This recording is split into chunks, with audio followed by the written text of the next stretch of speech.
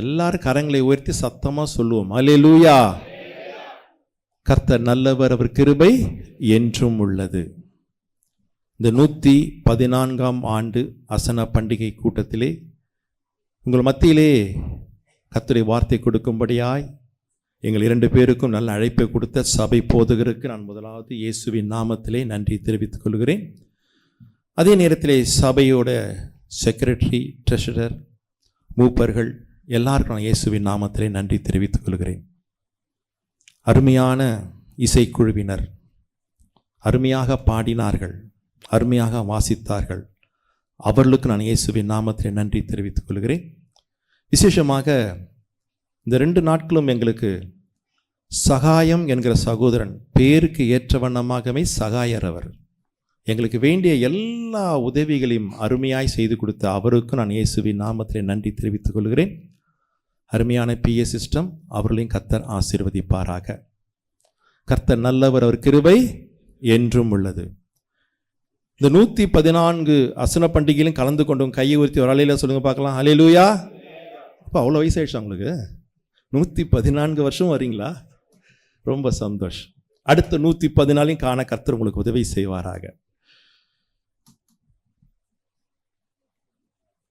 வேதத்தை நாம் வாசித்து பார்க்கும் பொழுது அப்போஸ்தலனாகிய பவுல் சொல்லுகிறான், 1 கொரிந்தியரின் புஸ்தகம் 15ஆம் அதிகாரம் 19ஆம் வசனத்துல, இம்மைக்காக மாத்திரம் நாம் கிறிஸ்துவின் மேல் பற்று உள்ளவர்களாய் இருந்தால் எல்லா மனிதரை பார்க்கிலும் நாம் எப்படிப்பட்டவர்களா?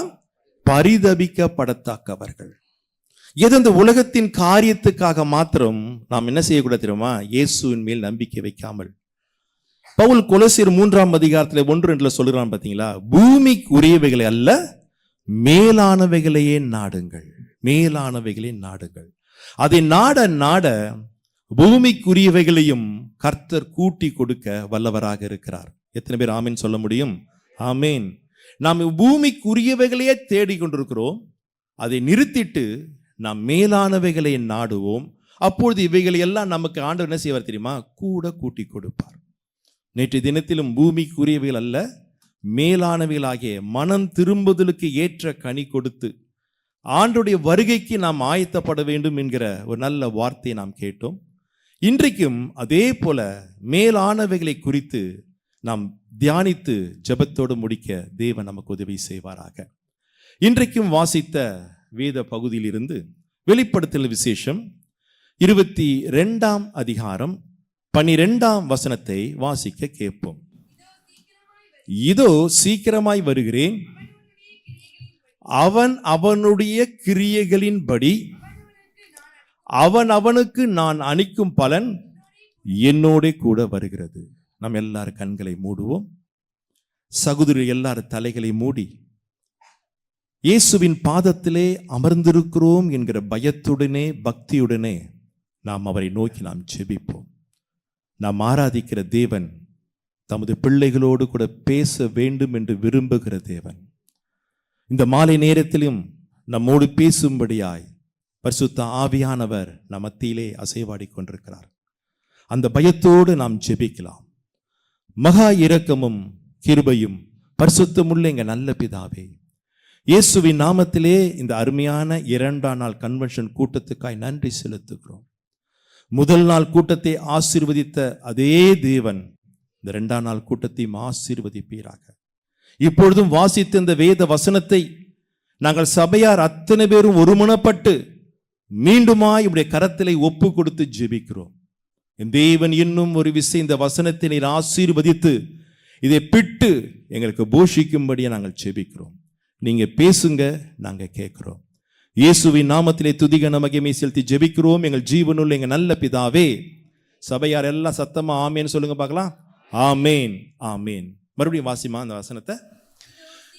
இதோ சீக்கிரமாய் வருகிறேன், அவன் அவனுடைய கிரியைகளின்படி அவன் அவனுக்கு நான் அளிக்கும் பலன் என்னோடு கூட வருகிறது. இயேசு என்ன சொல்றார்? இதோ நான் சீக்கிரமாய் வருகிறேன். வரும்போது என்ன செய்கிறாராம்? அவன் அவன் அவள் அவள் உடைய கிரியைகளுக்கு தக்க பலன். தமிழ்ல பலன் போட்டிருக்கு, இங்கிலீஷ்ல படிச்சு பார்த்தீங்கன்னா ரிவார்டு. ரிவார்ட் கொடுக்கும்படியாய் என் இயேசு சீக்கிரமாய் வருகிறார். நாம் ஓடிக்கொண்டிருக்கிற இந்த கிறிஸ்துவ ஆவிக்குரிய வாழ்க்கையின் ஓட்டத்திலே முடிவிலே நாம் அத்தனை பேரும் இயேசுவின் வருகையிலே அந்த ரிவார்டை பெற்றுக்கொள்ளத்தக்கதாக நாம் ஓட வேண்டும். நல்லா கவனிக்கணும். உலகத்தான் சொல்லுவான், என்னத்தை கொண்டு வந்தோம், என்னத்தை கொண்டு போறோம், அது உலகத்தான் சொல்லுவான். ஆனா கிறிஸ்தவர்களுக்கு அப்படி அல்ல. நாம் வரும்போது ஒன்றும் கொண்டு வரல, ஆனா போகும்போது நம்மோடு கூட நம்முடைய கிரியைகளும் வரும். அந்த கிரியைகளுக்கு ஏற்ற ரிவார்டை, பலனை கர்த்தர் நமக்கு கொடுப்பார். இதை இன்னும் அழகாய் சொல்லுகிறான். அதே வெளிப்படுத்தல் விசேஷம் 14ஆம் அதிகாரம் 13ஆம் வசனத்தை நீங்கள் வாசிக்கும் போது, பின்பு பரலோகத்திலிருந்து ஒரு சத்தத்தை உண்டாக கேட்டேன், அது கர்த்தருக்குள் மரிக்கிறவர்கள் இது முதல் பாக்கியவான் என்று எழுது. அவர்கள் தங்கள் பிரயாசங்களை விட்டு ஒழிந்து இளைப்பாறுவார்கள். நல்லா கவனிங்கள். அவர்களுடைய கிரியைகள் அவர்களோடு கூட போகும், ஆவியானவரும் ஆம் என்று திருவுளம் பற்றுகிறார்.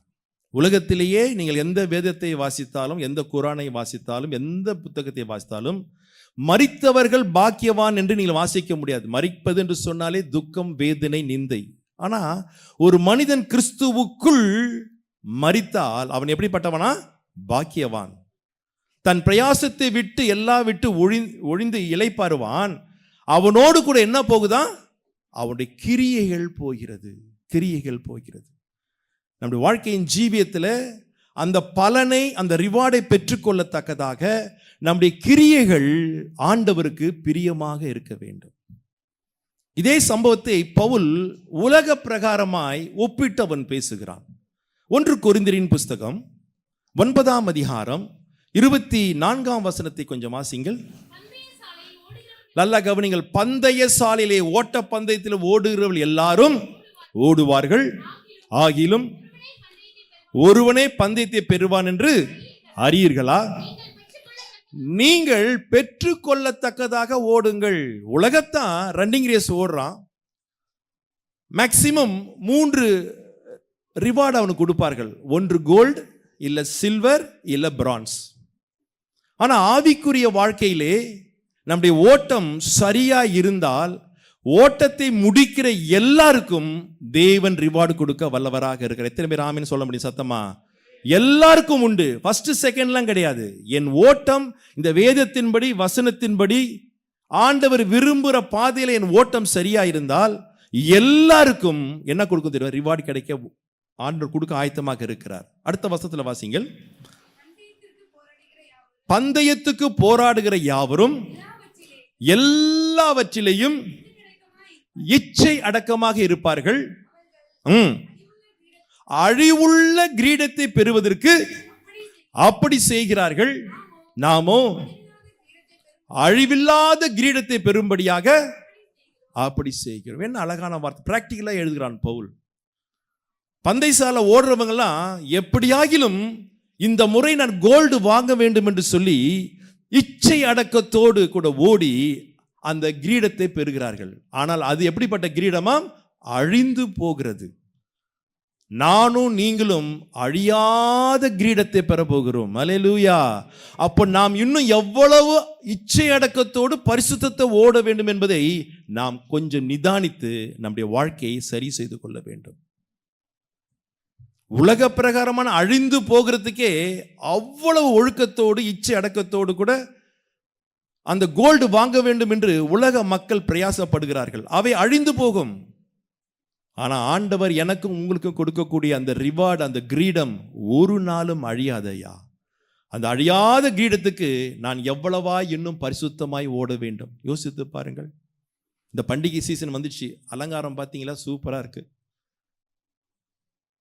மேலே டவரில் அலங்காரம் பண்ணிட்டாங்களா இல்லையா தெரியல. சபை அலங்காரமா இருக்கு. இது அலங்காரம் அல்ல, இது அலங்காரம் அல்ல. சங்கீதக்காரன் சொல்லுகிறான், சங்கீதங்களின் புஸ்தகம் 93ஆம் சங்கீதம் 5ஆம் வசனத்தை வாசிங்கள். சங்கீதம் 93:5.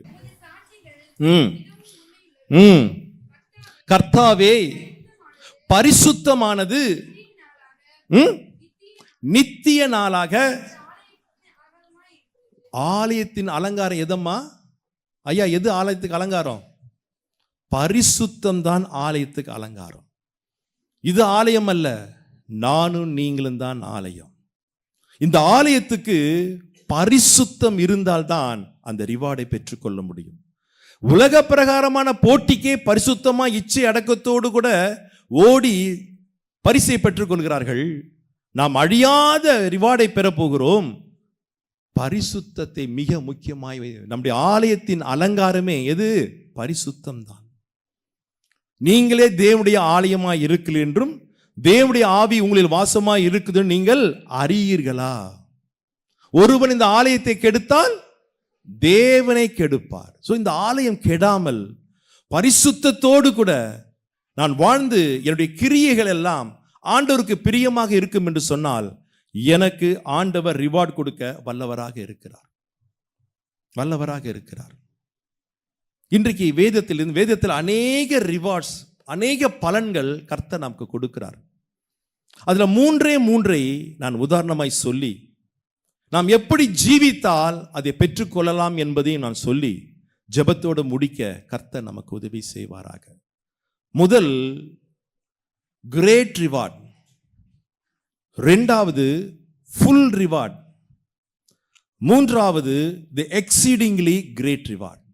வேதத்தின் வசனங்கள் எல்லாம் உண்டு, வாசிக்கலாம். முதல் கிரேட் ரிவார்ட், சங்கீதங்களின் புஸ்தகம் 19ஆம் அதிகாரம் 11ஆம் வசனத்தை வாசிங்கள். அன்றியும் அவைகளால் உமது அடியேன் எச்சரிக்கப்படுகிறேன், அவைகளை கை கொள்ளுகிறதினால் கிரேட் ரிவார்டு உண்டு, மிகுந்த பலன் உண்டு. அவைகளால் நான் என்ன செய்யப்படுகிறேன்? எச்சரிக்க. எவைகளால்? 7ஆம் வசனத்தை வாசிப்பேன். கர்த்தருடைய வேதத்தினால், இந்த வேத வசனத்தினால் நானும் நீங்களும் எச்சரிக்கப்படும் பொழுது, அதை கேட்டு நாம் கீழ்ப்படிந்து நடக்கும்போது எனக்கும் உங்களுக்கு நிச்சயமாக என்ன உண்டு தெரியுமா? கிரேட் ரிவார்டு உண்டு. உலகத்திலேயே இவ்வளவு அருமையான வேதத்தை எந்த ஜனங்களுக்கும் எந்த மனிதனுக்கும் யாரும் எழுதி கொடுக்கவில்லை. எனக்கும் உங்களுக்கும் தேவன் எழுதி கொடுத்திருக்கிறார். எத்தனை பேர் சத்தமா அல்லையிலே கேட்காம வந்திருக்கணும்? யாருக்குமே கிடையாது. மோசே சொல்லுகிறான், உபாகமத்தின் புஸ்தகம் 4ஆம் அதிகாரம் 8ஆம் வசனத்தை வாசிங்கம்மா. உபாகமம் 4:8. எவ்வளவு அழகாய் பேசுகிறான் பாருங்க மோசே. நல்ல கவனம், சத்தமா வாசிமா. இந்நாளில் நான் உங்களுக்கு விதிக்கிற இந்த நியாயப்பிரமாணம் முழுமைக்கும் இதுக்கு ஈக்குவலாக ஒத்த நீதியுள்ள கட்டளைகளையும் நியாயங்களையும் பெற்றிருக்கிற வேற பெரிய ஜாதின்னு உடனே நாடார் ஜாதி நாய்க்கர் நினைக்க கூடாது. நேஷன், உலகத்துல எந்த தேசத்துல இதுக்கு ஈக்குவலாக கற்பனைகளும் கட்டளைகளும் யாருக்கு உண்டையா? உலகத்துல ஒருத்தருக்கும் கிடையாது. ஆனா ஆண்டவர் நமக்கு எழுதி கொடுத்திருக்கிறார். இந்த வசனத்தை, அந்த வசனத்தில் அவைகளால் நான் என்ன செய்யப்படுகிறேன்? எச்சரிக்கப்படுகிறேன். வசனம் நம்ம என்ன செய்ய வேண்டும்? எச்சரிக்க வேண்டும். இந்த வசனம் நம்மை உணர்ச்சி வசப்பட செய்யக்கூடாது. இந்த வசனம் நம்மளை உணர்வுள்ளவனாய் மாற்ற வேண்டும், உணர்வுள்ளவனாய் மாற்ற வேண்டும், கீழ்ப்படிய வேண்டும். அப்படி கீழ்ப்படிந்து நடக்க நடக்க நடக்க என் ஆவிக்குரிய வாழ்க்கையின் ஓட்டத்தின் முடிவில் அந்த கிரீடத்தை பெற்றுக்கொள்ள கர்த்தர் எனக்கு உதவி செய்வார், உதவி செய்வார். மிக முக்கியமானது, நம்முடைய வாழ்க்கையின் அஸ்திபாரமே இந்த வசனம் தான். ஆனா பரிதாபம், இன்றைக்கு இந்த வசனம் ஏசாயா தீர்க்கதரிசி சொன்னது போல தள்ளுபடி ஆகிவிட்டது. இன்னைக்கு வசனத்துக்கு முக்கியத்துவம் அல்ல. இன்னைக்கு எல்லாம் ஆட்டம் பாட்டம் கொண்டாட்டம் டான்ஸ் மியூசிக் லைட்ல தான் இன்னைக்கு இருக்குது. இன்னைக்கு வசனம் அநேகருக்கு வெறுப்பாய் போய்விட்டது. ஆனால் என்னையும் உங்களையும் அக்கறைக்கு கொண்டு போய் சேர்க்கக்கூடியது இந்த வசனம் மாத்திரமே. சத்தமா நிறைய ஒரு எல்லாம் ஆமையெல்லாம் ஆட்டோமேட்டிக்காக வரணும், நான் கேட்கக்கூடாது, உங்களுக்கே வரணும். என்னை அக்கறைக்கு கொண்டு போய் சேர்க்கக்கூடியது ஒன்னே ஒன்று இந்த வசனம் தான், இந்த வார்த்தை தான். நான் உங்கள் மத்தியிலே பிரசங்கம் பண்ணி கொண்டிருக்கிறேன். நான் பிறப்பிலே கிறிஸ்தவன் அல்ல, நான் இந்து குடும்பத்திலே பிறந்தவன். எங்க அப்பா கோயில்களிலே கம்பராமாயணம் மகாபாரதம் புராணங்களை காலட்சேபம் செய்யக்கூடியவர். நான் சிறு வயதிலிருந்து கிட்டத்தட்ட 25 வயது வரைக்கும் எங்க அப்பா கூடயே நான் கோயில்களுக்கு காலட்சேபத்துக்கு போவேன். இங்கே தென் திசையில் இருக்கிற திருச்செந்தூர்ல இருந்து, ராமேஸ்வரத்துல இருந்து, வடக்கே இருக்கக்கூடிய ஹரித்வார், ரிஷிகேஷ், காசி வரைக்கும் நான் போகாத கோயில் இல்லை, கும்பிடாத தெய்வங்கள் அல்ல. அந்த மாதிரி நிலையில இருந்துதான் நான் இருந்தவன். 25 வருஷம் இதே வாழ்க்கை. 25 வயசுக்கு அப்புறம் எங்க அப்பா சொல்லுகிற காலட்சேபங்கள், கதைகளை கேட்கும்போது எனக்கு நம்பிக்கை வரவில்லை. நான் எங்க அப்பாவுக்கு விரோதமா எதிர்த்து கேள்வி கேட்க ஆரம்பிச்சேன். ஒரு நாள் எங்க அப்பா என்னை கூப்பிட்டு ஒரே அறை விட்டார். இனி என்னோடு கூட நீ எங்க வராத, காலட்சேபத்துக்கு வர. ஏன்பா, ஊர்ல இருக்கிறவன் என் பொழப்புல மண்ணை போடுறானோ இல்லையோ, நீயே போட்டுருவ, இனி வராதுன்னு சொல்லி என்னை விரட்டி விட்டார். அதுல இருந்து ஒரு 10 வருஷம் நான் தீவிரமான நாஸ்திகனாக வாழ்ந்தவன். 10 இயர்ஸ் நான் நாஸ்திகனாக இருந்த பொழுது என்னுடைய டார்கெட் முழுசும் கிறிஸ்தவர்கள் மாத்திரமே. இப்படிப்பட்ட சுவிசேஷ கூட்டங்கள், சபைகளுக்குள்ளும் உள்ள போய் தேவனுடைய ஊழியத்துக்கும் இந்த வசனத்துக்கும் விரோதமாய் செயல்பட்டவன் நான் தான்.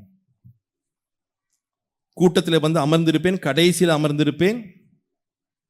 ரட்சிக்கப்பட்டு கிறிஸ்தவராய் இருக்கிற உங்களை விட நான் அதிக கவனமாய் செய்தியை கேட்பேன்.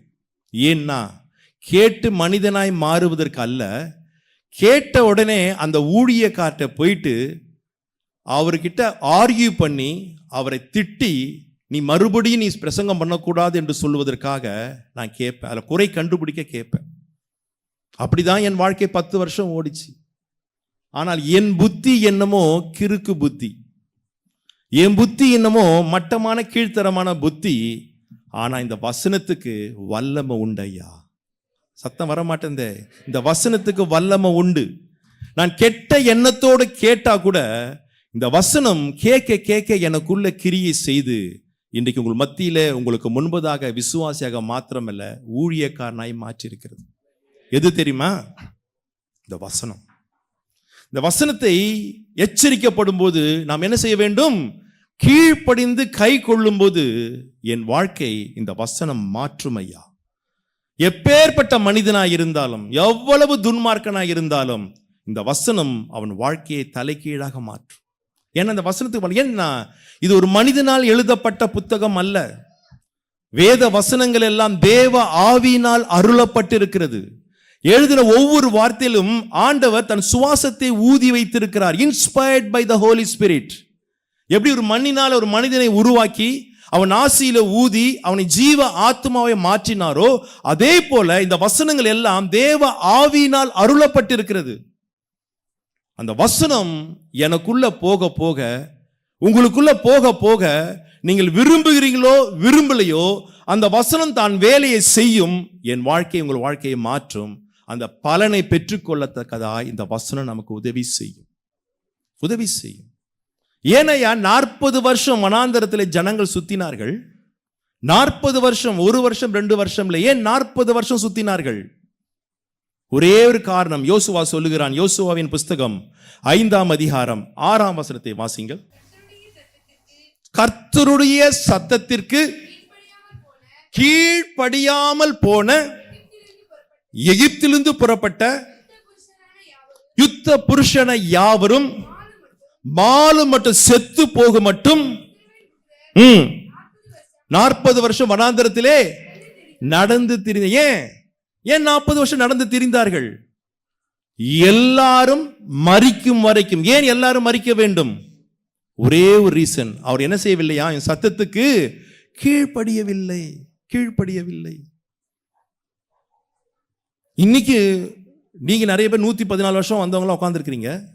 114 வருஷமா சத்தியத்தை கேட்டவர்கள், 114 வருஷமா விதவிதமான ஊழியக்காரர்களை கொண்டு விதவிதமான சத்தியத்தை கேட்டிருந்தும் இன்னைக்கும் வாழ்க்கையில என்ன இல்லை தெரியுமா? கீழ்ப்படிதல் இல்லை. சங்கீதக்காரன் அழகா சொல்வான, ரொம்ப பிடிச்ச வசனம்.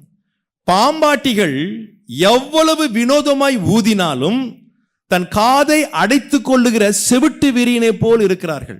58:5 வீட்டில் போய் வாசிங்க சங்கீதத்தை. எவ்வளவு மெசேஜ், எவ்வளவு சத்தியம், எவ்வளவு சொன்னாலும் தன் காதை அடைத்துக் கொள்ளுகிற செவிட்டு வீரனை போல் இருக்கிறார்கள். இங்கே விதைத்த விதை, இங்கே சொல்லப்பட்ட சத்தியம் பாகிஸ்தான்ல சொல்லியிருந்தா இன்னைக்கு பாகிஸ்தான் கிறிஸ்துவ நாடாய் மாறி இருக்கும். அவ்வளவு சத்தியங்கள் உங்களுக்கு விதைக்கப்படுகிறது, அவ்வளவு வார்த்தைகள் உங்களுக்கு ஆவியானவர் பேசுகிறாரு. ஆனாலும் அந்த 40 வருஷம் எப்படி இஸ்ரவேல் புத்திரர் இருந்தார்களோ அப்படிதான் இன்னைக்கு அநேகருடைய வாழ்க்கையில கீழ்ப்படிதல் இல்லை. நாம் பிரசங்கத்தை கேட்டு இந்த பிரசங்கியாருக்கு இவ்வளவு மார்க்கு, நேற்று பேசுறவருக்கு இவ்வளவு மார்க்கு, நாளைக்கு ஒரு மார்க், நாம் மற்றவர்களுக்கு மார்க் போட்டு கொண்டு இருக்கிறோம். என்னைக்கு செய்தியை கேட்டு அவன் தனக்கு மார்க் போட ஆரம்பிக்கிறானோ அன்னைக்கு சபையில எழுப்புதல் உண்டாகும். அப்பதான் உண்டாகும். ஏதோ கடமைக்கு வருகிறோம், ஏதோ கேட்கிறோம், இந்த காதுல வாங்கி அந்த காதுல விட்டு போய்கிட்டே இருக்கிறனால தான் இன்னும் வாழ்க்கையிலே ஆண்டவர் விரும்புகிற மாற்றம் வரவில்லை. இப்படியே நாம் ஓடிக்கொண்டிருந்தால் நிச்சயமாய் அவர் வரும்போது அவர் கொண்டு வரக்கூடிய ரிவார்டை பெற்றுக் கொள்வது கூடாத காரியம். புறஜாதியார்கள் கூட இந்த வேதத்துக்கு ஒரு மதிப்பு கொடுக்கிறார்கள். ஆனா கிறிஸ்தவர்கள் இன்னைக்கு இந்த வேதத்துக்கு மொபைல் போன் ஸ்கிராச் ஆகக்கூடாதுன்னு பைபிளை கீழே வச்சு மொபைலை மேல வைப்பாங்க. அவ்வளவுதான் இந்த பைபிளுக்கு மரியாதை. நான் 2 ஆண்டுகளுக்கு முன்பதாக டெல்லிக்கு பஞ்சாபுக்கு ஊழியத்துக்கு போயிருந்தேன். வயா டெல்லி தான் போனோம். டெல்லியில் இறங்கின போது அங்கே மிகப்பெரிய ஜெயில் இருக்கு, திகார் ஜெயில்னு ஒன்று இருக்கு, பெரிய ஜெயில், திகார் ஜெயில். அதுல இருக்கிற கைதிகளுக்கெல்லாம் நீங்க செய்தி கொடுக்கணும்னு சொல்லி என்னை கேட்டார்கள். நானும் வரேன்னு சொல்லி போயிருந்தேன். உள்ள போனா கிட்டத்தட்ட ஒரு 400-500 கைதிகள் உட்காந்து, ஒரே ஒரு செக்ஷன் மாத்திரம்தான், 400-500 கைதிகள் உட்கார்ந்து இருக்கிறார்கள். எனக்கு பார்த்து ஆச்சரியம், இவங்களாம் கைதி தானான்னு. அவ்வளோ ஸ்மார்ட்டா இருக்கிறாங்க. சின்ன சின்ன பசங்க, ஒரு 20-30 பேர் தான் கொஞ்சம் 45-50 வயசு, மீதி எல்லாருமே 20, 22, 25 வாலிப பிள்ளைங்கள் பயங்கரமான கிரிமினல் பண்ணிட்டு உள்ளே இருக்கிறார்கள். உள்ளே பிரவேசிக்கும் போது, ஜெயிலுக்குள்ள போகும்போது ஃபர்ஸ்டே சொல்லிட்டாங்க, ஒரு லெட்டர் கொடுத்துட்டாங்க. பர்ஸு, பணம், செல்போன், மெமரி கார்டு ஒன்றும் கொண்டு போகக்கூடாது. நாங்கள் எல்லாவற்றையும் காரில் வச்சுட்டு உள்ளே போனோம். எங்களை ஃபுல்லாக செக் பண்ணாங்க, எல்லாம் செக் பண்ணாங்க. செக் பண்ணி முடிச்சோன்னே நான் இது கையில் வச்சிருக்கிறேன், இது என்னன்னு கேட்டான். பைபிள்னு சொன்னேன். கொடுத்தேன், கையில் கொடுத்த, நீங்களே திறந்து பாருங்கன்னா நீட்டுறேன். அவன் 2 அடி பின்னால் போகிறான். பைபிளா? நான் தொடமாட்டேன், நீ என்ன செய்ய, திறந்து காட்டு. அவங்க கூட இந்த பைபிளை தொடுவதற்கு அஞ்சுகிறார்கள் இல்லையா? காரணம், இது தேவனால் எழுதப்பட்ட புத்தகம். புறஜாதியானு கூட ஒரு அறிவு இருக்கு, அவன் கூட ஒரு பயப்படுறான். ஆனா இன்னைக்கு கிறிஸ்தவர் என்று சொல்லக்கூடிய அநேகருடைய கிறிஸ்தவருடைய வாழ்க்கையிலே அது இல்லவே இல்லை. அநேகருடைய வாழ்க்கையில இதை வாசிக்கிற பழக்கமும் இல்லை. சண்டே அன்னைக்கு வரும்போது அழகா கொண்டு வந்தோமோ, திருப்பி கொண்டு போய் வச்சோமோ, அடுத்த சண்டே தான் எடுப்போம். தப்பி தவறி நடுவில் என்ன செய்ய மாட்டோம், திறக்க மாட்டோம். ஆனா ஒரு நாளைக்கு 1000 முறை செல்போனை ஓபன் பண்ணி உள்ள எல்லாத்தையும் பார்க்க தெரியும். ஆனா ஒரு நாள் கூட இதை திறந்து படிக்க இன்னைக்கு கிறிஸ்தவர்களுக்கு கூலா சொல்லுகிறார்கள். நான் புறஜாதியில் வந்தனால தைரியமாய் பேசுகிறேன். நான் அநேகர்கிட்ட பேசியிருக்கிறேன், அநேக ஊர்ல போகிறேன். கூலா சொல்லுவாங்க, எங்களுக்கு என்ன இல்லை, நேரம் இல்லை. செல்போனோட செய்யற நேரத்தை குறைச்சி இதோடு கூட உன் நேரத்தை நீ அதிகரித்தால் நீ ரிவார்டை பெற்றுக்கொள்ள முடியும். வாசிக்கு நல்லா கவனிங்க. ஜபத்தோடு கூட யாரா இருந்தாலும் ஒரு அதிகாரம் வாசித்தா கூட அந்த அதிகாரத்திலிருந்து ஆண்டவர் நம்மோடு பேசுவார். எத்தனை பேர் அந்த அனுபவம் இருக்கு எனக்கு தெரியாது. நீ வாசிங்கள், ஜபத்தோடு ஒரு அதிகாரம் நீ கருத்தாய் வாசிங்கள். ஒரு வசனம் நம்மோடு கூட பேசும் ஐயா. காரணம், ஆராதிக்கிற தேவன் பேசுகிற தேவன். நாம் கல்லையோ மண்ணையோ வணங்க, நான் அதெல்லாம் வணங்கிட்டு வந்து தான் இதை பார்க்கும்போது தான் என் வாழ்க்கையில் அநேக மாற்றங்கள் உண்டானது. நான் மாறணும்னு விரும்பல, ஆனா இந்த வசனம் எனக்குள்ள வர வர மாற்றத்தை உண்டு பண்ணினது. நான் துன்மார்க்கமான மனுஷன். இதே மாதிரிதான் எங்க வீடு, இந்த பக்கம் ஒரு அப்படி 20 வீடு இருக்கும், அந்த பக்கம் 20 வீடு இருக்கும் லைன். எங்க அப்பா சதன் ரயில்ல வேலை செஞ்சார். எங்க வீட்டை விட்டு நான் வெளியில வந்தேன்னா எல்லார் வீட்டு ஜன்னலும் கதவும் மூடுவார்கள். நாசமா போறவன், பொறுக்கி வரான், இப்படியே சொல்லிதான் மூடுவார்கள். அவங்க மேல தப்பு இல்லை, என் வாழ்க்கை அப்படிதான். அவ்வளவு துன்மார்க்கமாய் இருந்திருந்தும் இந்த வசனம் என்னை மனிதனாய் மாற்றினது. என்னை மாத்திரமல்ல, உங்களையும் மாற்றும் ஐயா. தயவு செய்து சபையே, இந்த கன்வென்ஷன்ல ஒரு டிட்டர்மினேஷன், ஒரு தீர்மானம் எடுங்கள். தினமும் நான் சாப்பிடறனோ இல்லையோ, இந்த வேதத்தோடு வசனத்தோடு கூட என் வாழ்க்கையை நான் ஆரம்பித்து, இந்த வசனத்தோடு கூட நான் பிரயாணம் பண்ண, பயணிக்க என்னை ஒப்பு கொடுக்கிறேன், ஒப்பு கொடுத்து தீர்மானித்து ஆரம்பிங்கள். அடுத்த கன்வென்ஷனுக்குள்ள உங்க நிலைமையை கர்த்தர் மாற்றுவார் ஐயா, மாற்றுவார் ஐயா. பேசுவார். ஒருவேளை முதல் தடவை பேசும்போது கீழ்ப்படிய முடியலனால மறுபடியும் பேசும்போது நீ கீழ்ப்படியும் போது அந்த ரிவார்டை பெற்றுக்கொள்ள கர்த்தர் உதவி செய்வார். ஒரு சின்ன உதாரணம் பைபிள் நான் சொல்றேன். புறஜாதியார்கள் இந்த வேதத்துக்கு, கர்த்தருடைய வார்த்தைக்கு அவ்வளவாய் பயப்படுகிறார்கள். பைபிள் நான் சொல்றேன். அவ்வளவாய் பயந்து கீழ்ப்படிந்தார்கள். எப்பேற்பட்ட ஆசீர்வாதத்தை பெற்றார்கள் தெரியுமா? வாசிங்கள். யாத்ராகமத்தின் புஸ்தகம் 9ஆம் அதிகாரம் 18ஆம் வசனம். மோசேக்கும் எகிப்தின் மன்னனாகிய பார்வோனுக்கும் இடையிலே நடக்கக்கூடிய ஒரு கான்வர்சேஷன், ஒரு பேச்சுவார்த்தை. வாசிமா. மோசே பார்வோனை பார்த்து சொல்லுகிறான், எகிப்து தோன்றின நாள் முதல் இதுவரைக்கும் இதில் பெய்யாத மிகவும் கொடிய கல்மழை நாளை இந்நேரத்தில் பெய்யும். சத்தமா வாசிமா. இப்பொழுது ஆள் அனுப்பி உன் மிருக ஜீவன்களையும் வெளியிலே உனக்கு இருக்கிற யாவையும் சேர்த்துக்கொள். வீட்டில் சேர்க்கப்படாமல் வெளியில் இருக்கிற ஒவ்வொரு மனிதனும் மிருக ஜீவனும் செத்து போகத்தக்கதாக கல்மழை இருக்கும் என்று எபிரேயரின் தேவனாய் கர்த்தர் சொல்லுகிறார் என்று பார்வோனை பார்த்து மோசே சொன்னான். கான்வர்சேஷன் மோசேக்கும் பார்வோனுக்கு தான். இவங்க ரெண்டு பேர் பேசிக் கொண்டிருக்கிறார்கள். அடுத்த வசனம் வாசிமா. பார்வோனுடைய அரண்மனையிலே அவனுக்கு கீழே வேலை செய்ய வேலைக்காரர்களில் எவன் கர்த்தருடைய வார்த்தைக்கு பயப்பட்டானோ அவன் தன் வேலைக்காரரையும் தன் மிருக ஜீவன்களையும் வீடுகளுக்குள் ஓடி வர பண்ணினான். போதும், நல்லா கவனிக்கணும். பேசினது மோசேயும் பார்வோனும். அவங்க வீட்டுல சுத்தி வேலை செய்யற வேலைக்காரன் மோசே பேசுறதை கேட்டுட்டு எல்லாரும் அல்ல, எவன் கர்த்தருடைய வார்த்தைக்கு பயப்பட்டானோ அவன் தன் மிருக ஜீவன்களை எங்க வீட்டுக்கு கொண்டு வந்துட்டான்? வீட்டுக்கு கூட்டி கொண்டு வந்தான். தொடர்ந்து அந்த அதிகாரத்தை வீட்டுல போய் வாசித்து பாருங்கள். எவன் பயந்தானோ அவன் வீட்டுல ஜீவன் உண்டானது. எவன் பயப்படலையோ கீழ்ப்படிலையோ எல்லார் வீட்டிலையும் மரண ஓலம் உண்டானது. எல்லார் வீட்டிலையும் மரணம், மிருக ஜீவன் மரணம், ஆட்கள் மரணம். எல்லார் வீட்டிலும் ஐயோ செத்துட்டான் ஐயோ ஓலம். ஆனா சில பேர் வீட்டுல மாத்திரம் ஓலம் இல்லையா, துதியின் கீத சத்தம். ஏன் தெரியுமா? அவன் வார்த்தைக்கு கீழ்ப்படிந்தான். எகிப்தியன்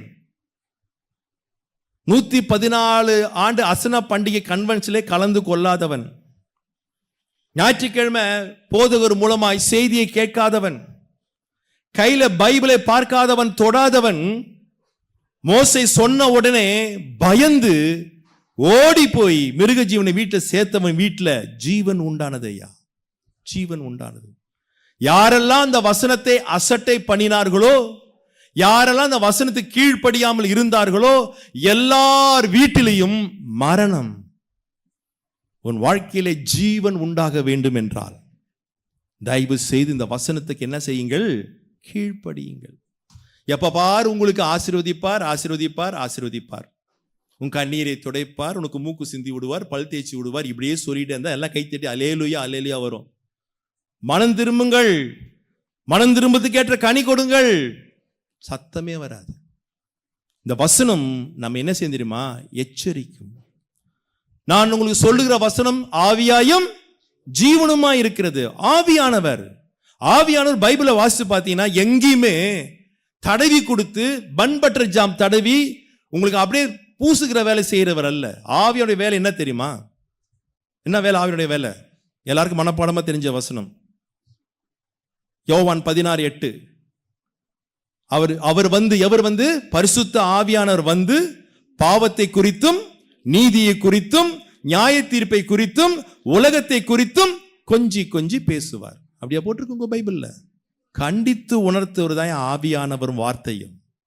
அது அந்த எச்சரிக்கப்படும் போது நாம் கேட்டு கீழ்ப்படிந்தால் ஜீவன் உண்டாகும். இல்ல நீ என்னன்னா சொல்லு, நான் என் காது செவிட்டு வீரனை போல் அடிச்சு கொண்டுதான் இருப்பேன்னு சொன்னா மரணம் உண்டாகும். Choice is yours, ball is on your court. இயேசு இதோ நான் சீக்கிரமாய் வருகிறேன், அவனுடைய கிரியைக்கு தக்க பலன் அவரோடு கூட வருகிறது. நாம் அந்த ரிவார்டை, பலனை பெற்றுக்கொள்ளத்தக்கதாய் நாம் ஓட வேண்டும். வேதத்தில் ஓடி இருக்கிறார்கள். 2 தீமோத்தேயு 4:7-8 வீட்டில் போய் வாசித்துக் கொள்ளுங்கள். பவுல் சொல்லுகிறான், நல்ல போராட்டத்தை போராடினேன், ஓட்டத்தை முடித்தேன், விசுவாசத்தை காத்துக்கொண்டேன், இது முதல் நீதியின் கிரீடம் எனக்காய். அவனுக்கு ஒரு ரிவார்டு இருக்கு, the crown of righteousness. உறுதியாய் சொல்லுகிறான். காரணம், அவனுடைய கிரியைகள் நல்ல கிரியைகள். இயேசுவின் மார்பிலே படுத்திருந்தவன் யோவான் வெளிப்படுத்திய விஷயம் 2:10 அவன் சொல்லுகிறான், மரண பரியந்தம் உண்மையா இரு, அப்பொழுது நீ என்ன பெற்றுக்கொள்வாய்? ஜீவ கிரீடத்தை பெற்றுக்கொள்வாய். B faithful. கணவன் மனைவிக்கு உண்மையா இருங்கள், மனைவி உங்கள் சொந்த புருஷனுக்கு உண்மையா இருங்கள், பிள்ளைகளே உங்கள் பெற்றாருக்கு உண்மையா இருங்கள், சபை விசுவாசிகளே உங்கள் போதகருக்கு, சபைக்கு, ஆண்டவருக்கு உண்மையா இருங்கள். உங்களுக்கு ரிவார்ட், ஜீவ கிரீடம் நிச்சயமாய் உண்டு, நிச்சயமாய் உண்டு. ஊழியக்காரர்களுக்கு சொல்லுகிறான் பேதுரு நிருபக்காரன் 1 பேதுரு 5:2, 3, 4 வீட்டை வாசித்துக் கொள்ளுங்கள். அவலட்சணமான ஆதாயத்துக்கு அல்ல, மனப்பூர்வமாய் கர்த்தருக்கு ஊழியம் செய்தால் வாடாத ஜீவ கிரீடத்தை பெறுவாய் என்று பேதுரு நிருபக்காரன் சொல்லுகிறான். அவலட்சணமான ஆதாயம், பணத்துக்காக ஊழியம் அல்ல, பேருக்காக ஊழியம் அல்ல. யூடியூப்ல எனக்கு இத்தனை வியூவர்ஸ் இருக்கிறார்கள், இவ்வளவு லைக்ஸ் வருது, இவ்வளவு சப்ஸ்கிரைப் இருக்கிறார்கள், இதெல்லாம் அவலட்சணமான ஆதாயம். இந்த ஆதாயத்துக்காய் ஊழியம் செய்யாமல் என் ஆண்டவருக்கு பிரியமான ஊழியத்தை செய்தால் வாடாத ஜீவ கிரீடத்தை கர்த்தர் கொடுப்பாராம். ரிவார்டு கொடுப்பார், நிச்சயமா கொடுப்பார். யாக்கோபு நிருபகாரன் சொல்லுகிறான் 1:12 சோதனையை சகிக்கிற மனுஷன் பாக்கியவான், அவன் உத்தமன் என்று விளங்கின பின்பு தன்னிடத்தில் அன்பு கூறுவதற்கு ஜீவ கிரீடத்தை பெற்றுக்கொள்வான். கிறிஸ்துவ ஜீவம் என்பது லக்ஸோரியஸ், ரொம்ப சொபஸ்டிகேட்டட் லைஃப் அல்ல, பாடுகள் நிறைந்த வாழ்க்கை.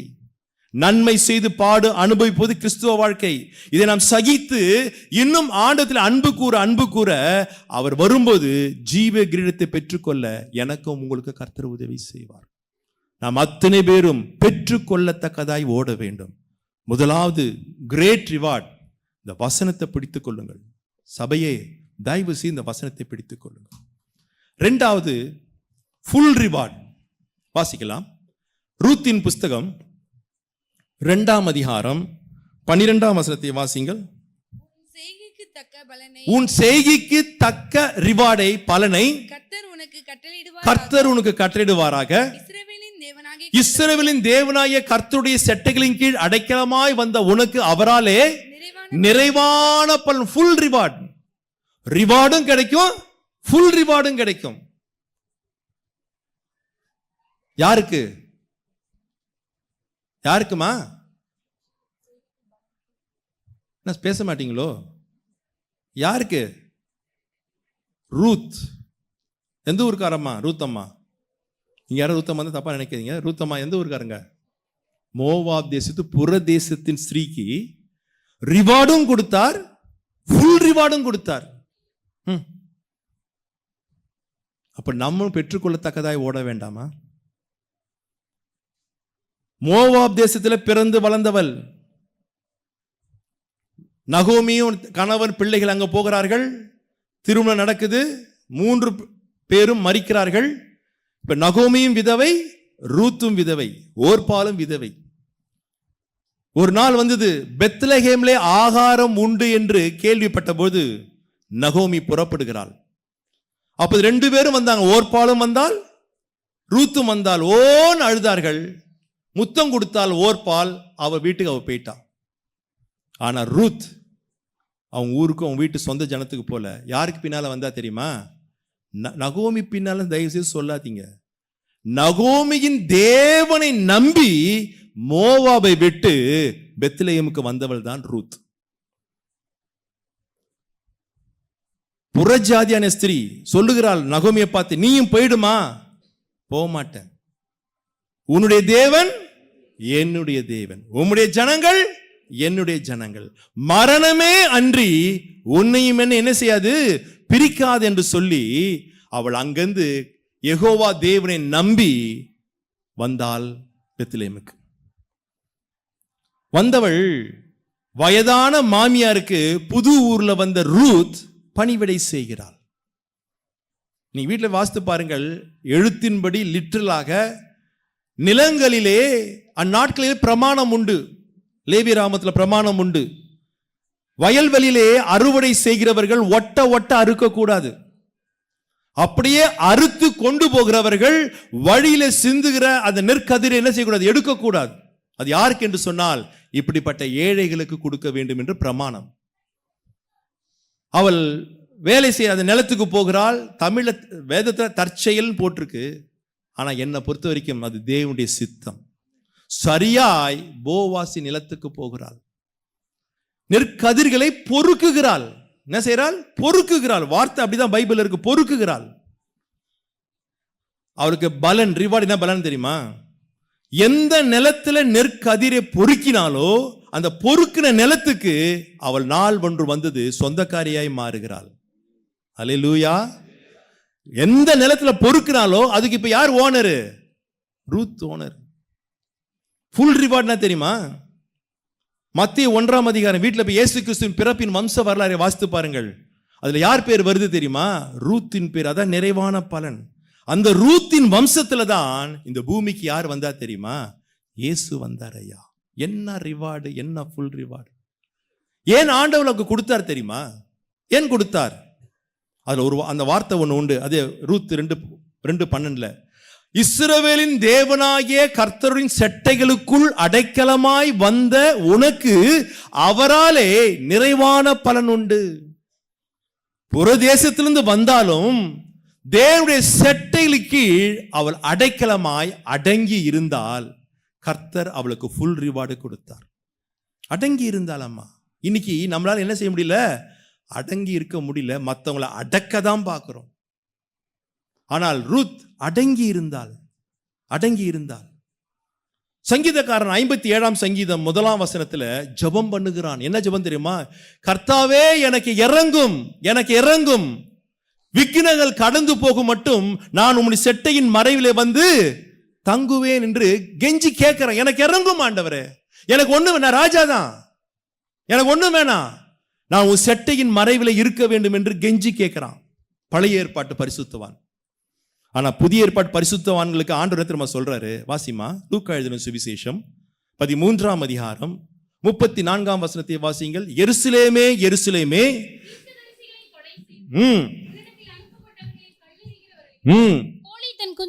கோழி தன் குஞ்சுகளை தன் சிறகுகளில் கீழே கூட்டி சேர்த்து கொள்ளும் வண்ணமாக நான் எத்தனை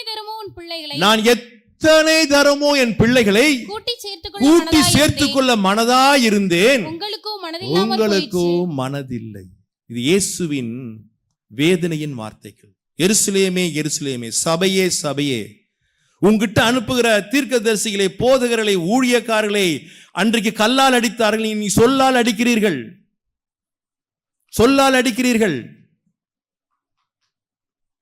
நான் எத்தனை தரமோ, எப்படி ஒரு கோழி தன் குஞ்சுகளை செட்டைகளுக்கு கீழ் மறைத்து சேர்த்து கொள்ள வண்ணமாய் எத்தனை தரமோ எனக்கு கூட்டி சேர்த்து கொள்ள மனதா இருக்குது. ஆனால் உங்களுக்கோ மனசு இல்ல. அவருடைய செட்டைகளின் கீழ் அடங்கி இருக்கிற மனசு அல்ல. நம்மளுக்கு எப்பவுமே யாரும் நம்ம என்ன செய்யக்கூடாது? கேள்வி கேட்டக்கூடாது. நான் செய்யறதை செய்வேன், நான் இப்படிதான் இருப்பேன். கிரீடத்தை பெற முடியாது, ரிவார்டை பெற முடியாது. பேதுரு நிருபகாரன் சொல்லுகிறான், அவர் பலத்த கரத்துக்குள் அடங்கி இருங்கள், ஏற்ற நேரத்தில் கர்த்தர் உங்களை என்ன செய்வாரு? உயர்த்துவார். நமக்கு அதான் முடியலையே.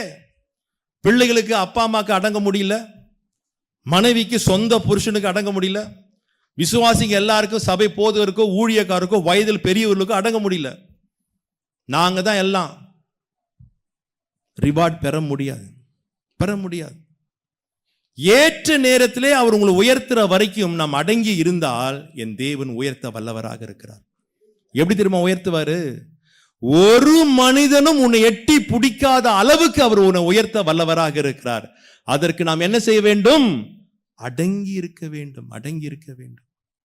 இன்னைக்கு அதான் முடியல.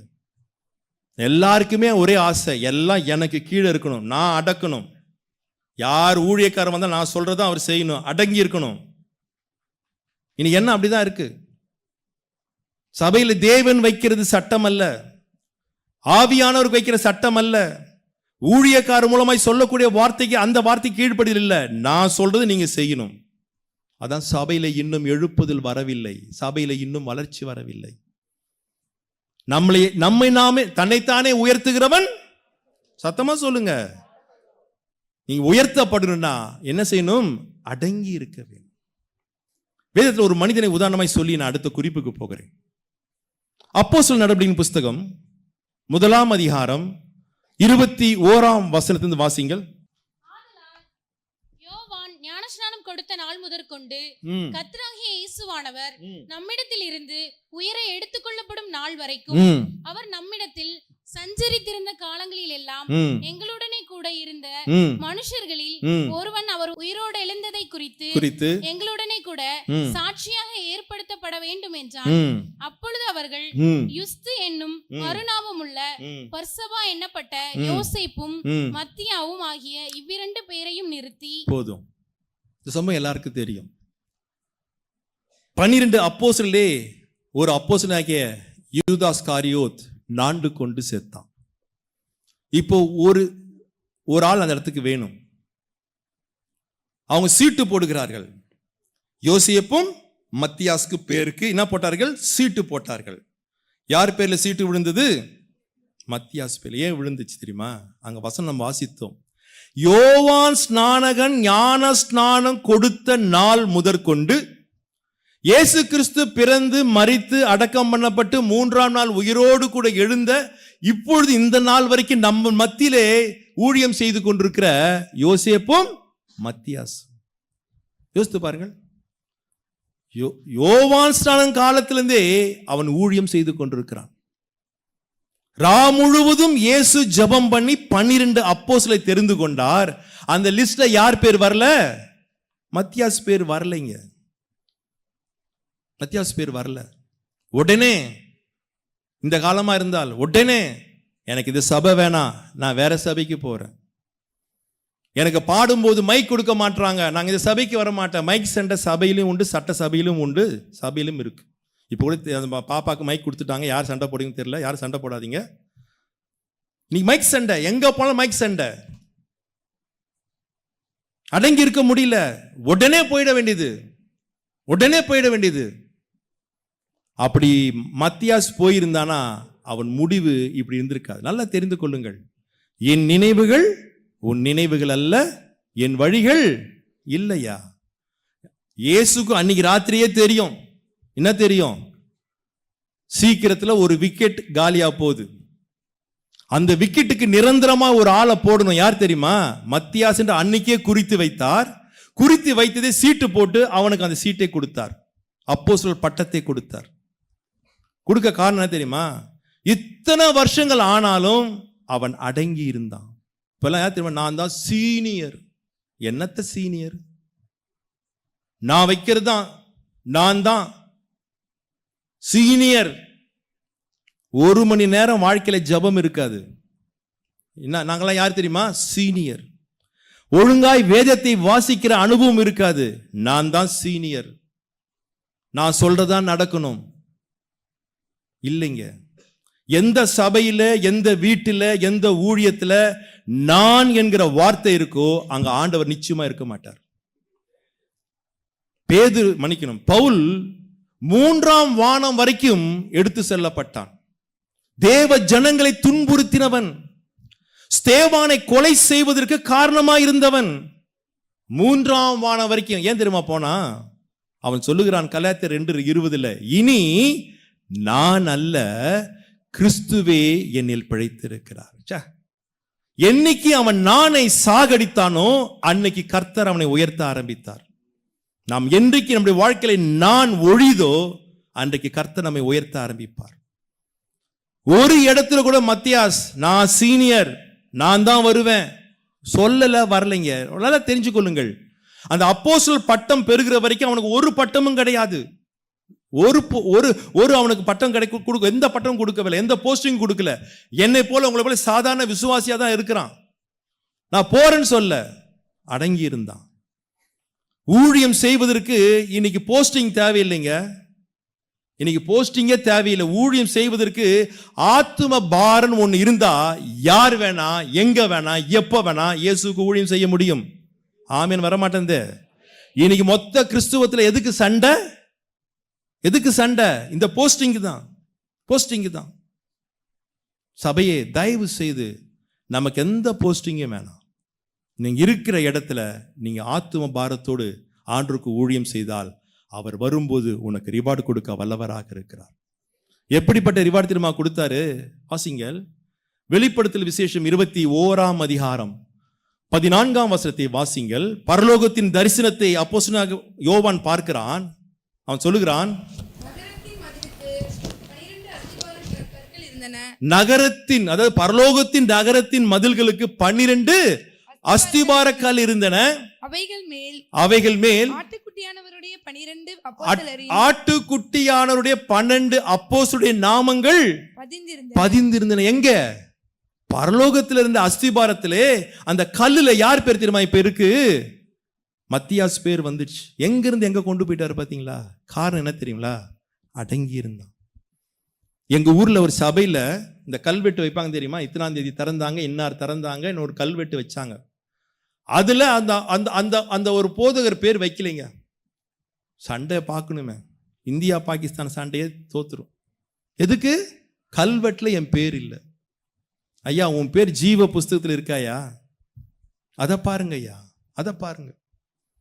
கல்வெட்டு முக்கியம் இல்லை. ஆனா அடங்கி இருந்தோடனே பரலோகத்துல 12 மந்தில 12 அப்போஸ்தலர் பேர் இருக்கும். அதுல ஒரு பேர் யார் தெரியுமா?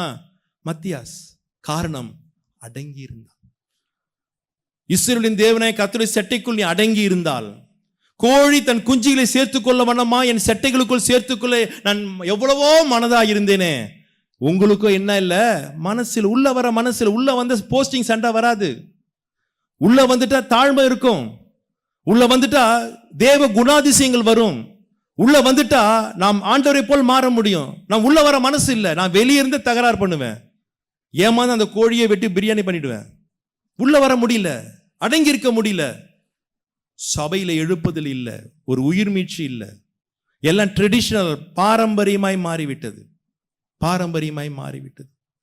யார் ஒருவன் யார் ஒருத்தி அடங்கி இருக்க கற்றுக்கொள்கிறார்களோ அவர்களை நிச்சயமாய் நான் சொல்லுகிறேன், ஒருவரும் உங்க அளவுக்கு வராதபடிக்கு என் தேவன் உயர்த்த வல்லவராக இருக்கிறார். ஹல்லேலூயா, ஹல்லேலூயா. மூன்றாவதா நான் சொல்லி நான் முடிக்கிறேன். வாசிக்கலாம். ஆதியாகமத்தின் புஸ்தகம் 15ஆம் அதிகாரம் 1 வசனத்தை வாசிங்கள்.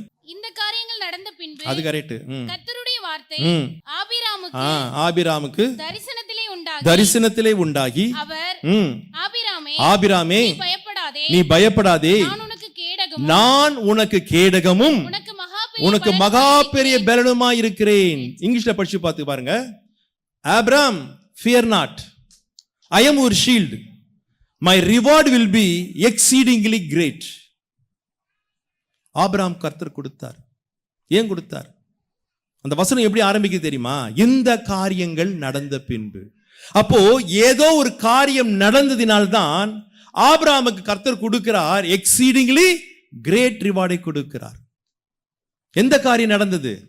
நான் சுருக்கமாக சொல்கிறேன், உங்களுக்கு எல்லாம் தெரிஞ்சது தான். எனக்கு என்னை விட உங்களுக்கு வேதம் நன்கு அறிந்தவர்கள். ஏன்னா நீங்கள் சீனியர், ஆதி கிறிஸ்தவர்கள், ஜாதி கிறிஸ்தவர்கள். நான் நேற்று பெய்த மழையில முளைத்தவன். சில காரியங்களை சொல்றேன், ஞாபகத்துக்கு சொல்லுகிறேன், புரிந்து கொள்ளுங்கள். ஆபிரகாமுடைய 13ஆம் அதிகாரத்தில் ஆபிரகாமுடைய மேய்ப்பனுக்கும் லோத்தின் மேய்ப்பனுக்கும் வாக்குவாதம் உண்டாச்சு. ஆபிரகாமின் இடத்திலே நான் இருந்திருந்தால், நீங்க நல்ல பிள்ளைகள், நீங்கள் ஆபிரகாம மாதிரியே நடந்திருப்பீங்க.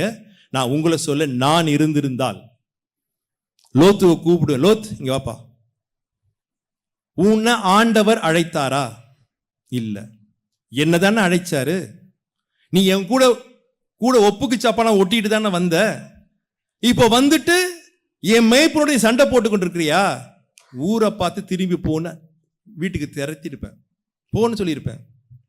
ஆனா ஆபிரகாம் சொன்னா, லோத்து இங்க வாப்பா, நீ வடக்கே போனால் நான் தெற்கே போகிறேன், நீ கிழக்கே போனால் நான் மேற்கே போகிறேன்.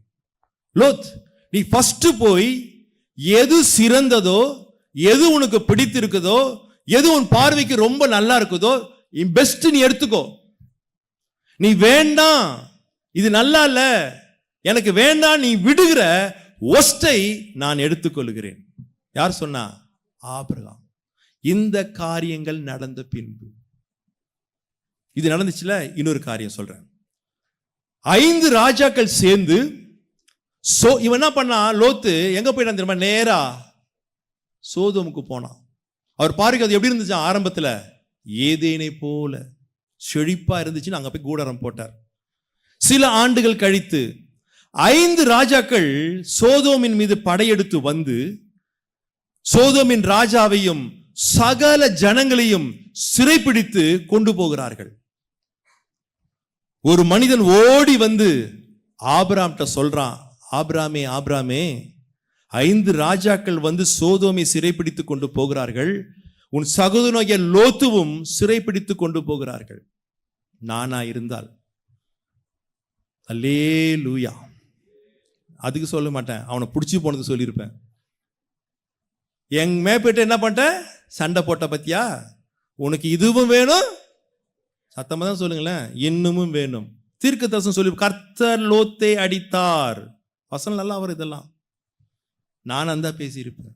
ஆபிரகாம் தெரியுமா, உடனே கேட்ட உடனே தன் வீட்டில் ஆடு மாடுகளுக்கு வைக்கோல் தண்ணி காட்டக்கூடிய 318 வேலைக்காரர்களை கூட்டிக் கொண்டு அந்த ராஜாக்கு விரோதமாய் போகிறான்.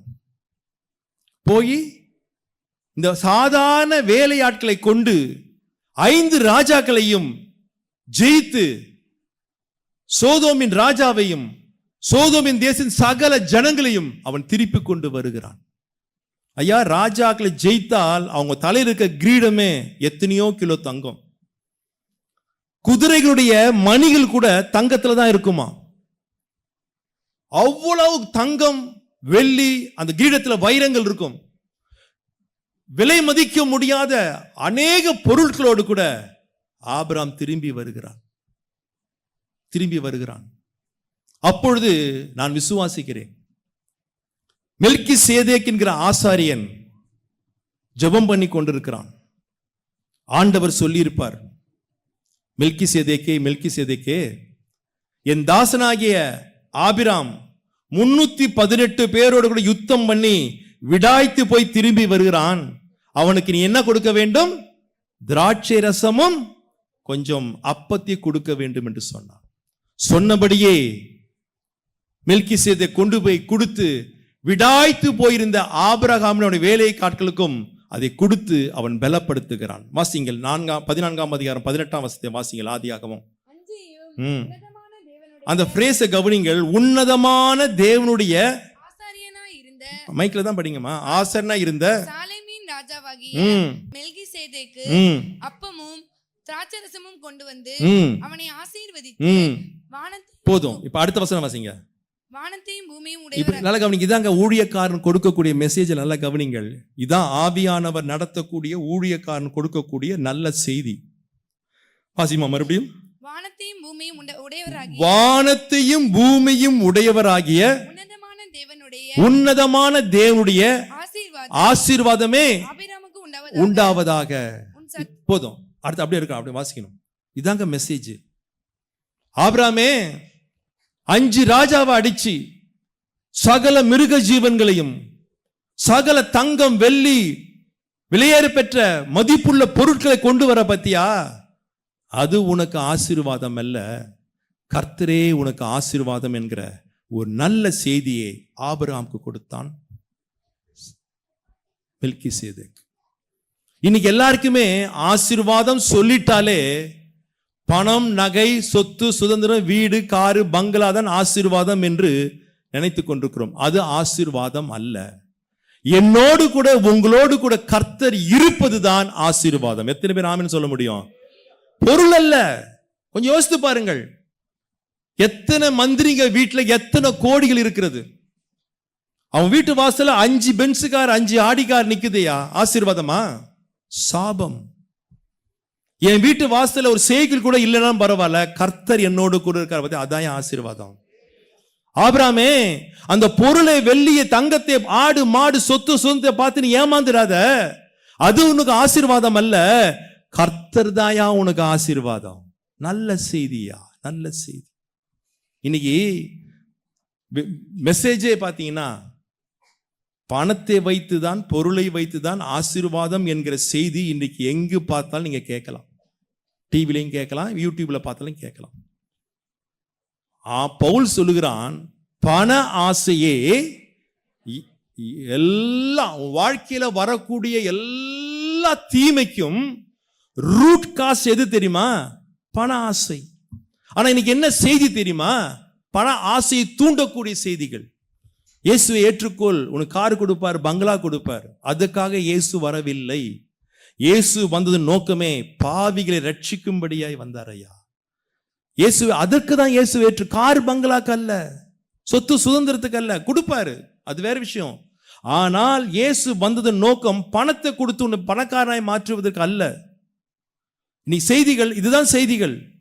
கர்த்தர் உன்னை ஆசீர்வதிப்பார், நீ கீழாகாமல் மேலாகவாய், வாலாகாமல். இதெல்லாம் கேட்டு கேட்டு கேட்டு புளிச்சு புளிச்சு உங்க வீட்டில் போய் பாருங்களேன். உங்க ஃப்ரிட்ஜில் எவ்வளவு ஸ்டிக்கர் ஒட்டிங்க, வாக்கத்தக்க ஸ்டிக்கர் எவ்வளவு ஒட்டி வச்சிருக்கீங்க. நிறைய பேர் வீட்டில் ஃப்ரிட்ஜே கலர் என்னன்னு தெரியாது, ஃபுல்லா தான் ஒட்டி வச்சிருப்பாங்க. கதவுல ஃபுல்லா இதா இருக்கும். ஏதாவது ஒண்ணு நிறைவேறி இருக்கா? தயவு செய்து இந்த கடைசி காலம் நூதனமான உபதேசங்கள், கள்ள தீர்க்கதரிசிகள், கள்ள போதகருடைய செய்திகளை கேட்டு ஏமாந்து விடாதீர்கள். பண ஆசை என் வாழ்க்கையில எல்லாத்துக்கும் ரூட் காஸ்ட் பணம் தான், கெடுக்கிறது அதான். அப்படிப்பட்ட செய்திகளை விட நீங்க வாசிங்களே, ஆவியானவர் எச்சரித்து பேசக்கூடிய வார்த்தைகளுக்கு நீங்க கீழ்ப்படிந்து பாருங்கள், உங்களுக்கு மிகுந்த பலன் உண்டு ஐயா. அந்த பலனை பெற்றுக்கொண்டு அவருக்கு பலத்த கரத்துக்குள் அடங்கி இருங்கள். ஃபுல் ரிவார்டை கர்த்தர் கொடுப்பார். பணத்துக்கு பின்னால ஓடாதீங்க, அது உங்களுக்கு பின்னால வரும். நீ வேத்தை நன்றாக வாசித்து. இன்னைக்கு ஊழியக்காரர்கள் கூட ஒன்லி மைண்ட் மணி தான். பைபிள் நீங்க நல்லா வாசித்து பாருங்கள். எனக்கு ஆண்டவர் கற்றுக் கொடுத்த ஒரு நல்ல காரியத்தை உங்களுக்கு சொல்லிவிட்டு நான் முடிக்க விரும்புகிறேன். அப்போஸ்தலர் 2ஆம் அதிகாரத்தை நீங்க வாசித்து பார்த்தீங்கன்னா, பெந்தெகோஸ்தே நாளிலே பரிசுத்த ஆவியானவர் எங்கே இறங்கினார் தெரியுமா? எல்லாருடைய சிரசின் மேல் இறங்கினார். ஆமாவா இல்லையா? சத்தமே இல்ல. அபிஷேகம் எல்லா சிரசின் மேலும் இறங்கிச்சு. அப்படியே 4ஆம் அதிகாரம் கடைசி 2-3 வசனத்தை வாசிமா டக்குன்னு. 4ஆம் அதிகாரம் கடைசி 2-3 வசனம். தனக்கு உண்டாயிருந்த நிலத்தை விற்று, ஜனங்கள் தங்களுக்கு உண்டான நிலத்தை வித்து அதன் கிரயத்தை கொண்டு வந்து அப்போஸ்தலருடைய பாதத்திலே வைத்தான். கிரயம் என்று தமிழ்ல போட்டு இங்கிலீஷ்ல படிச்சு பாருங்க, பணம், மணி. ஜனங்கள் பணத்தை கொண்டு வந்து எங்க வச்சாங்க? ஊழியக்காரன காலில் இருக்க வேண்டிய பணம் இன்னைக்கு எங்க வந்துச்சு தெரியுமா? தலைக்கு வந்துடுச்சு. தலையில பணம் இருக்கக்கூடாது, தலையில என்ன இருக்கணும்? அபிஷேகம் இருக்கணும். பணம் கால் இருக்குங்கய்யா. இன்னைக்கு ஊழியக்காரன் குடு குடு குடு குடு. கேட்கிறவன் ஒருவனும் ஊழியக்காரன் கிடையாது. கேட்கிறவெல்லாம் யாரும் கேட்க வேணாம். ஊழியம் கர்த்தருடையது. 120 வருஷம் பிரசங்கம் பண்ணி நான் நோவா, ஆண்டவர் பிரம்மாண்டமான ஒரு பேழையை கட்ட சொன்னார். ஒருத்தங்கிட்ட கூட ஒரு பைசா அவன் கேட்கலைங்க. ஆனா பேழையை கட்டி முடிச்சான். காரணம், கர்த்தர் அவனுக்கு உதவி செய்தார். ஊழியம் கர்த்தருடையது. நான் ஊழியத்தை ஊழியமாய் தலையில அபிஷேகத்தோடு செஞ்சேனா என் ஊழியத்துக்கு தேவையான சகலத்தையும் என் கால் கீழே போட என் தேவன் வல்லவராக இருக்கிறார். தயவு செய்து பணத்துக்கு பின்னால ஓடாதீங்க. உங்கள் தேவைகள் என்ன என்பதை கர்த்தர் அறிந்திருக்கிறார். ஏற்ற நேரத்திலே உங்களுக்கு உதவி செய்ய அவர் வல்லவராக இருக்கிறார், வல்லவராக இருக்கிறார். ஆபிரகாமே, தயவு செய்து அந்த ஆசீர்வாதம் பொருள் ஆசீர்வாதம் பின்னால ஓடாத. அடுத்த வசனம் வாசிங்க. அதே 14 கிட்ட போங்க. டக்குன்னு ஆதியாகமம் 14 கிட்ட போங்க. அடுத்த வசனம் வாசிங்க. சத்துருக்களை உன் கையிலே ஒப்பு கொடுத்த உன்னதமான தேவனுக்கு போதும். 2வது மெசேஜ் கொடுக்குறான் பாருங்க. இவன் தாங்க ஊழியக்காரன். காரணம், பரிசுத்த ஆவியினால் நடத்தப்பட்டவன் மெல்கிசேதேக். 5 ராஜாவை நீ ஜெயிச்சிட்ட. நான் யார் தெரியுமா? நான் சாதாரண மனுஷன். ஒரு 318 பேரை வச்சு 5 ராஜாவை ஜெயிச்சிட்டேன். நான் கிங்கு, நான் பெரிய ஆளு சொல்லாத. இப்ப 21ஆம் வசனத்தை வாசிமா, அதே 14. சோதோமின் ராஜா, இப்ப நல்லா கவனிங்க. ஆண்டவர் ஒரு நிமிஷமா ஊழியக்காரன் மூலமாய் நல்ல சத்தியத்தை சொன்னார். எச்சரிக்கப்பட்டான். எச்சரிக்கப்பட்ட உடனே ஒரு சோதனை அவனுக்கு வருகிறது. வாசிமா இப்போ. சோதோமின் ராஜா ஆபிராமை நோக்கி ஜனங்களை எனக்கு தாரும். நல்ல கவனிங்கள். ஆபிராமே, என் ஜனத்தை எல்லாம் என்கிட்ட கொடுத்துரு. பொருட்களை நீர் எடுத்து, தங்கம் நகை வெள்ளி எல்லா பொருட்களையும், மாடு எல்லாத்தையும் நீ என்ன செய்துக்கோ, எடுத்துக்கோ. சோதனை எப்படி வருது பாத்தீங்களா? அப்பதான் செய்தி கொடுத்துட்டு போறான் ஊழியக்காரன். பணத்துக்கு பின்னால போகாத, நான் தான் போய் ஜெயித்தி எல்லாத்தையும் கொண்டு வந்தேன், எனக்கு தான் சொந்தம் என்று சொல்லாத, நீ கர்த்தரை மாத்திரம் பிடிச்சுக்கோன்னு சொல்லிட்டு போனா, உடனே சோதோம் ராஜா அவன் மூலமாய் ஒரு சோதனை வருகிறது. நான் ஆட்களை எடுத்துக்கொள்ளுகிறேன், நீ என்ன எடுத்துக்கோ, பொருள்லாம் எடுத்துக்கோ. அடுத்த வசனம் ஆபிரகாம் பேசுறான். அவன் தாங்க எச்சரிப்பை பெற்று அந்த வசனத்துக்கு கீழ்ப்படிந்து கை கொண்டான். அவனுக்கு எக்ஸ்ட்ரீம்லி கிரேட் ரிவார்டை கர்த்தர் கொடுத்தார். வாசியம் அடுத்த வசனம். அதற்கு ஆபிராம் சோதோமின் ராஜாவை பார்த்து, ஆபிராமை நீர் ஐஸ்வர்யன் ஆக்கினேன் என்று சொல்லாதபடிக்கு நான் ஒரு சரட்டையாகிலும் பாதரட்சின் வாராயிலும் உமக்கு உண்டானவைகளில் யாதொன்றையாகிலும் எடுத்துக்கொள்ளேன் என்று. போதும் சொல்றான் ஆபிராம், நீ என்னை ஐஸ்வர்யன் ஆக்கி சொல்லாத. நாளைக்கு சொல்லுவேன் ஆபிரகாம் ஐஸ்வர்யன் இருக்கிற பார்த்து சொல்லுவான் தெரியுமா? சோதோம் ராஜா, நான் பணம் கொடுத்துதான் எவ்வளவு ஐஸ்வர்யன் ஆனா, ஆனா யுத்தம் பண்ணது இவன், ஜெயத்தை எடுத்தது இவன், இவனுக்கு சகல உரிமையும் உண்டு. ஆனா ஊழியக்காரன் சொல்லிட்டான்னு சொல்லி அவன் சொல்றான், பாதரட்சி ஒன்னும் எனக்கு வேணாம் ஐயா, ஒன்னும் எனக்கு வேணாம். ஏன் தெரியுமா? நாளைக்கு நீ கொடுப்ப, நாளைக்கு நீ என்ன செய்வ, சொல்லி காட்டுவ. இந்த வாலிப பிள்ளைகளே, இன்னும் திருமணம் ஆகாமல் திருமணத்துக்கு காத்திருக்க வாலிப பிள்ளைகளே, தயவு செய்து உங்க மாமனார் வீட்டில் மாமியார் வீட்டில் வரதட்சணை வாங்காத. நாளைக்கு சொல்லுவார், நான் கொடுத்து தான் இவனுக்கு பைக்கே வந்துச்சு, நான் தான் இவனுக்கு கார் வாங்கி கொடுத்தேன்னு சொல்லி காட்டுவாங்க. வாங்காத. நீ கார் வாங்கி உன் மனைவி ஏற்றி கொண்டு போ, அது உனக்கு ஆசீர்வாதம். ஒருவேளை நாளைக்கு காரை ஓட்டு போகும்போது அவங்க கொடுத்த காரை நீ காரை ஓட்டிக்கொண்டு நீ மனைவி போகும்போது சண்டை வரும், சண்டை முத்தும், காருக்குள்ளே நடக்கும். மனைவி சொல்வா, என்னங்க வாயை மூடுங்க, எங்க அப்பா வாங்கி கொடுத்த காரில் தான் நீங்க வரீங்க, ரத்தம் செத்துரும். ஆபிரகாமுக்கு அன்னைக்கே தெரியுது, நீ என்னை ஐஸ்வர்யம் வாக்கி சொல்லாதபடிக்கு ஒண்ணும் வேணாம். அடுத்த வசனம் வாசிமா. நல்லா கவனிங்கள். உன்னதமான ஊழியக்காரன் சொன்ன அதே வசனத்தை சொல்லுறான். வானத்தையும் பூமியையும் உடையவராகிய உன்னதமான தேவனாகிய கர்த்தருக்கு நேராக என் கையை உயர்த்துகிறேன். நல்லா கவனிங்க. எனக்கு எந்த பொருளும் வேணாம் சோதோமின் ராஜாவே, எனக்கு ஆண்டவர் மாத்திரம் போதும். சரண்டர். 2 கரத்தை உயர்த்தி ஆண்டவருக்கு சரண்டர் ஆனா ஆண்டவர் சொல்லுகிறார், ஆபிராமே பயப்படாதே, நான் உனக்கு கேடகமும் மகா பெரிய பலனுமாய் இருப்பேன். இந்த காரியங்கள் நடந்த பின்புதான் அந்த வார்த்தையை ஆண்டவர் ஆபிரகாமுக்கு சொல்லுகிறார். இது நமக்கும் அதே செய்தி தான். பணத்துக்கு பின்னால பொருளுக்கு பின்னால ஓடாதீங்க.